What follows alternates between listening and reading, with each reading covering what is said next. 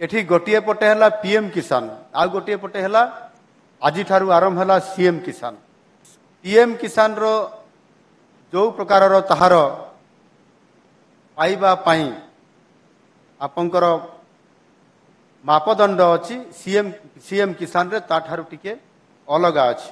से कारण एवं ता भितरे गोटे टेक्निकाली समस्या थिबा बा किछि गोटे इंटरनाल समस्या थिबा कारण जे पीएम किसान रे जतकी पाउछंती सीएम किसान रे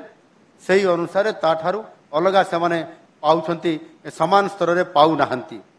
एवं वर्तमान सुधा आम राज्य रे जेते चाषींकर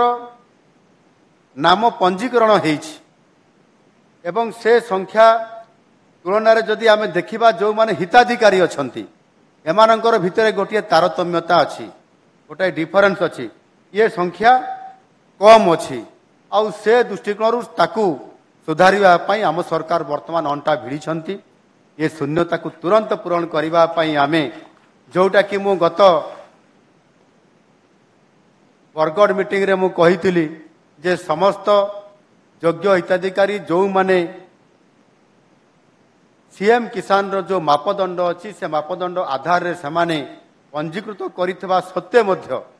समाने हिताधिकारी रे शामिल होइनांती समस्त को शामिल करा जिवो एवं सेथिरे बरगढ़ रो संख्या थिला पाखापाखि 40,000 थिला। ठीक सेमिति संबलपुर जिले रे मध्य ये पाखापाखि 40,000 रु 45,000 भितरे जहा अच्छी ये समस्त कथा को या को राज्य सरकार गुरुतर सह विचार करिकी आज मध्य मु घोषणा करदेवा चाहूँ जे